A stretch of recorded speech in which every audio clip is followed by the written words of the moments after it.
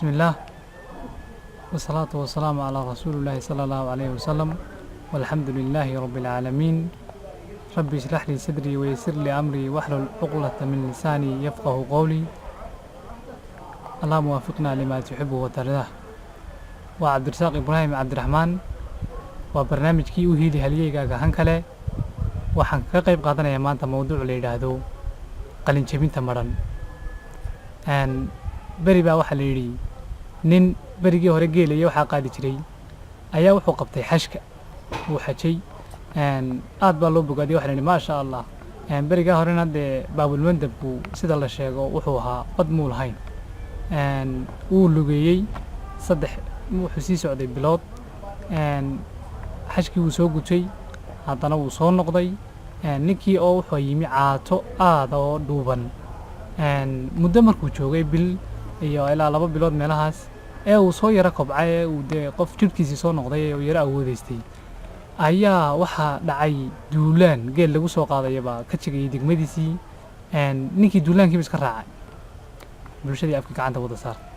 waxa markii magaca loo bixiyay markaa ninkii caato kanimuu soo xajinay caato muu kororsaday isla sidaa waxaa maanta ka dhigan in ka badan 5,000 oo arday oo qalin jabisa sanad walba jaamacadaha dalka oo caato kororsaday aan wax badan aad uga duwaneyn 90% in ka badan 5,000 ee arday ee ka qalin jabisa jaamacadu maalinta ay qalin jabiyaan ee sawirkooda soo dhigaan ayaa ugu dambaysa dhaqaaq iyo dhawaaq sababo badan awadood sababaha keenay in qalin jabintu ay saameyn yeelan weydo in tacliintu uu qofkii waxba ka bedeli weydo waxa ka mid ah tacliintu waan deegaamisnaa in qofku dhiganayo waxbarashada qofku dhiganaya ma deegaamisna fakad buu ka baxaya inay fakad qof wuxuu doono 6 iyo 40 kooras baa loo dhigayaa oo ingiriisi ku qoran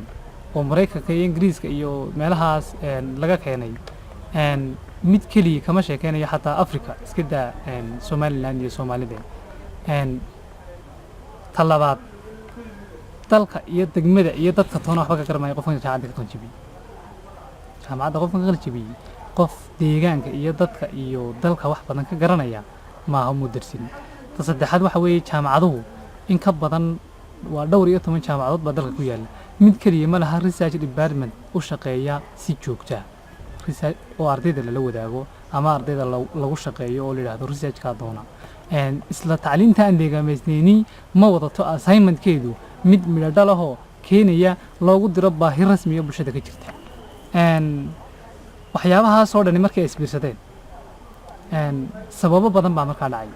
qofkii inuu tacliintii waxba ka bedeli weydo oo tacliintii markay ayna deegaamaysnayn oo qofkii isbedel keeni waayo sababo badan baa ka dhashay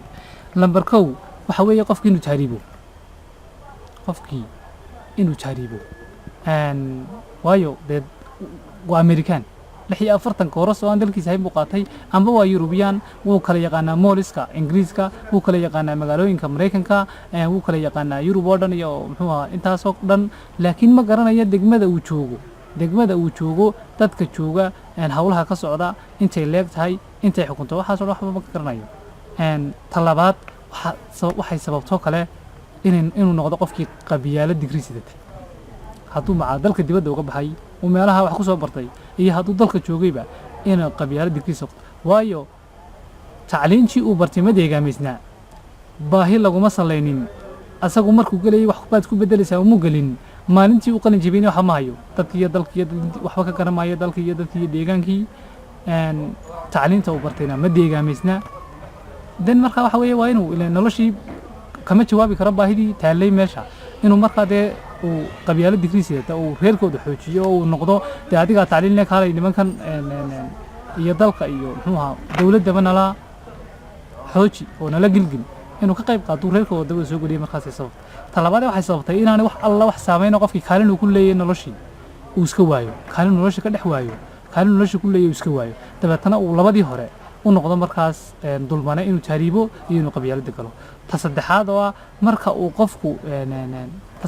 ta afraad waxay sababtay in uu aqoon roonaado degmadiisa biyoolaha doobilaha bedelaha iyo ka tuursada degmadu ku nool yahay waayo muu darsin qofku magaaladiisa imsa wada soo gala degmada uu ku nool yahay imse tuulay xukuntaa imse population ku nool xaaladda degmadu waa sidee wallahi haddaad fakal kasta barato business ICT human resource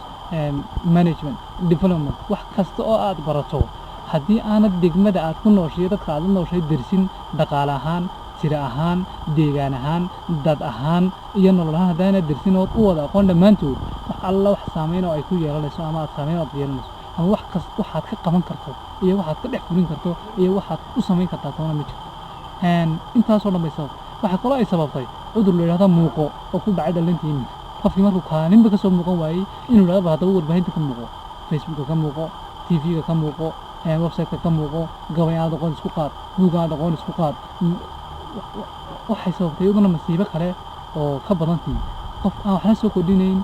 dadkiina aan ka hor dhaqaaqayn maxaa xala ugu dambayn maxaa xala xalalka waxaa ka mid ah lambar 1 ardayga wax baranaya inuu isweydiiyo sababta aad u baranayso waxaad baranaysaa waxay isla markaana uu isweydiiyo maxay bulshadaada ku soo kordhin karaan waxaad baranayso maxaad bulshada ku soo kordhinaysaa mar kasta oo aad danta guud ka fikirto waa mar kasta oo aad dantaadina ka fikirtay waayo dantaadu waxay ku xidhan tahay danta guud allah u naxariistay maxamed axmed cali iyo gandhi iyo yuusuf xaaji aadan waxay u halgamayeen danta guud bay ahayd maantana way keeneen dantoodii gaarkaabay ka tageen iyagoo dantii guud fulinaya ayay toodii gaarkaydna ku guulaysteen ilaahayna uu ku guuleeyey qof kastana taasaa ka waajiba markaad xaajaadana fallooc maqasho aad hadraawi maqasho maxaa sababay in magacooda inuu halkaa gaadho maxaa sababay halkaa inuu gaadho waxaa sababay danta guud buu qofkan intee ka hadlaya adigana way kuu taalla lambar 3 qodobka 3 ee ah maxaa